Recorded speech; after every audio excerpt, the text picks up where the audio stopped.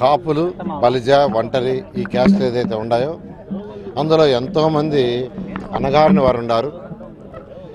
వాళ్ళకి మేలు చేయాలనే ఉద్దేశంతో ముఖ్యమంత్రి గారు గత మేనిఫెస్టోలో చాలా క్లియర్గా కాపు కార్పొరేషన్ పెట్టి 1000 కోట్లు ఇస్తామని, అదేవిధంగా కాపుల్ని బీసీలో చేరుస్తామని మేనిఫెస్టోలో పెట్టడం జరిగింది. కాపుల్ని బీసీలో చేరుస్తామని మేనిఫెస్టోలో పెట్టిన మాట ప్రకారం ఒక బీసీ కమిషన్ వేశారు. ఆ బీసీ కమిషన్ అన్ని జిల్లాలు తిరిగి స్టడీ చేసింది, రిపోర్ట్లు తయారు చేస్తుంది. బహుశా ఇంకొక నెలలోనో 2 నెలల్లోనో 3 నెలల్లోనో రిపోర్ట్ ఇవ్వబోతుంది.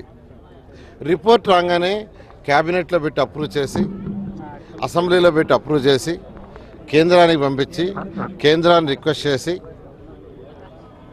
అప్రూవ్ చేసి కాపుల్ని బీసీలో చేర్చడం జరుగుతుంది. దానికి ప్రభుత్వం కట్టుబడి ఉంది.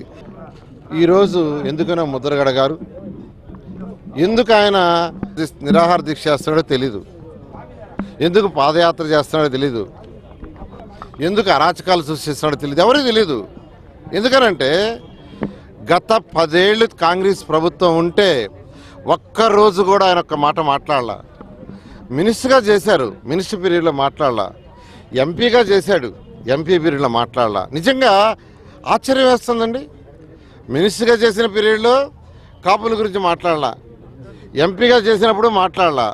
10 ఏళ్ళు కాంగ్రెస్ పరిపాలన చేస్తే రాజశేఖర్ రెడ్డి, కిరణ్ కుమార్ రెడ్డి, రోసయ్య చేస్తే కాపుల రిజర్వేషన్ గురించి మాట్లాడాల.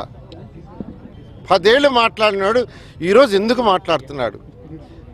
ఎవరు ప్రోత్సహిస్తున్నారు? ఎవరు ప్రోద్బలంతో అతను మాట్లాడుతున్నాడు? అసలు మన కేసు ఉంది, ఏమేస్తుంది? కమిషన్ వేస్తుంది. కమిషన్ రావాలి రిపోర్టు. అది జ్యుడిషియల్ అండి. కమిషన్ అనేది జ్యుడిషియల్ని డిక్టేట్ చేసే పవర్ మనకు లేదు. నాకు ఈ డేట్ లోపల నువ్వు ఇచ్చేయాలా, నాకు ఇలా రాయాలనే హక్కు మనకు లేదు. ఆయన మినిస్టర్గా పనిచేశాడు, ఎంపీగా పనిచేశాడు, ఆయనకి తెలియదు ఆ విషయం. నువ్వు రిపోర్ట్ తెప్పించంటాడు. సీఎం గారు జ్యుడిషియల్ని డిక్టేట్ చేసి రిపోర్ట్ తెప్పిస్తారా? అది చాలా తప్పు. ఈ ప్రభుత్వం రాగానే జీవో నెంబర్ 30 పట్టుకొని జీవో నెంబర్ 30 ఇంప్లిమెంట్ చేయాలని ఒక 6 నెలల నుంచి 8 నెలలు రద్దు చేశాడు. మేమందరం జీవో నెంబర్ 30 స్టడీ చేసి చదివి వినిపించాం. బాబు జీవో నెంబర్ 30లో ఏమీ లేదు, జీవో నెంబర్ 30 ఇప్పిస్తే ఇప్పటికి జీవితకాలంలో కాపులకు రిజర్వేషన్ రాదు. ఈ విషయం ఒక కాన్వెంట్ పిల్లవాడు కూడా చెప్పగలడు.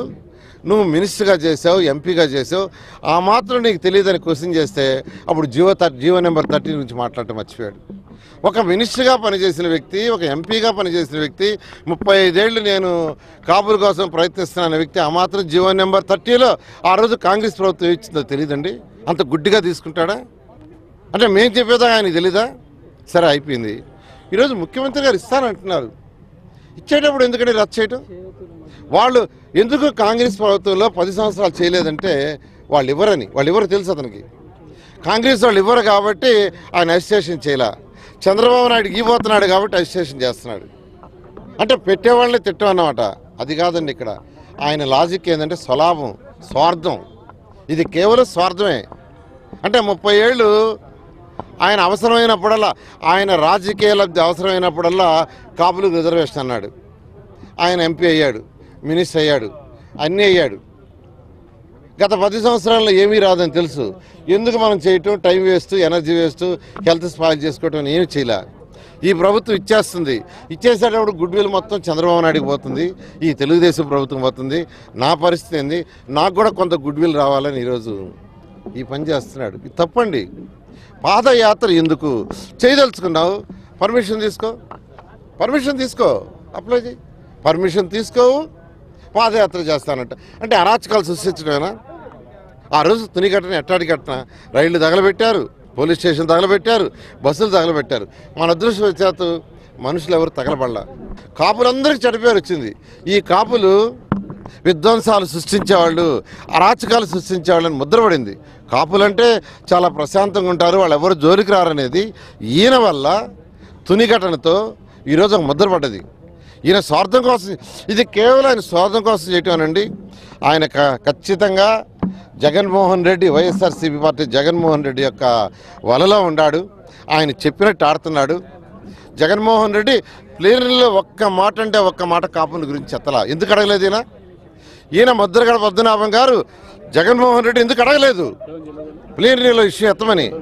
ఆయన ఎత్తడు, ఈయన అడగడు, పెట్టేవాడిని తిడతాడు. ఈరోజు చంద్రబాబు నాయుడు పెట్టబోతున్నాడు, కాపులకు ఇవ్వబోతున్నాడు. ఇది కరెక్ట్ కాదండి. ఇప్పటికైనా ముద్రగడ పద్మనాభం గారు తన యొక్క రూట్ని మార్చుకోవాలి, తప్పదు. అయితే ముందు జాగ్రత్త కోసంగా పోలీసులు పెట్టాం. ఎందుకంటే తునిలో కూడా ఫ్రీగా వదిలేం, మేము ఎవరికి ఇబ్బంది లేకుండా చేస్తామన్నారు. వాళ్ళ మాట మీద వదిలాం. అయితే విధ్వంసాలు సృష్టించారు. అటువంటి జరగకుండా అన్ని జాగ్రత్తలు తీసుకోవడానికి ఈరోజు పోలీసు బలగాలను పెట్టి జాగ్రత్తగా ప్రభుత్వం ట్యాకిల్ చేస్తుంది. త్వరలో రాబోయే నెలలో కావచ్చు, 2 నెలల్లో కావచ్చు, 3 నెలల్లో కావచ్చు, త్వరలో మంజునాథ్ కమిషన్ రిపోర్ట్ రాబోతుంది. వెంటనే క్యాబినెట్లో పెడతాం, క్యాబినెట్లో అప్రూవ్ చేస్తాం, అసెంబ్లీలో పెడతాం, అసెంబ్లీలో పాస్ చేస్తాం, కేంద్రానికి పంపిస్తాం. కేంద్రంలోగా పాస్ అయ్యేటట్టుగా కేంద్రాన్ని రిక్వెస్ట్ చేసి పాస్ చేయించి కాపులకు రిజర్వేషన్ చేయడం తథ్యం.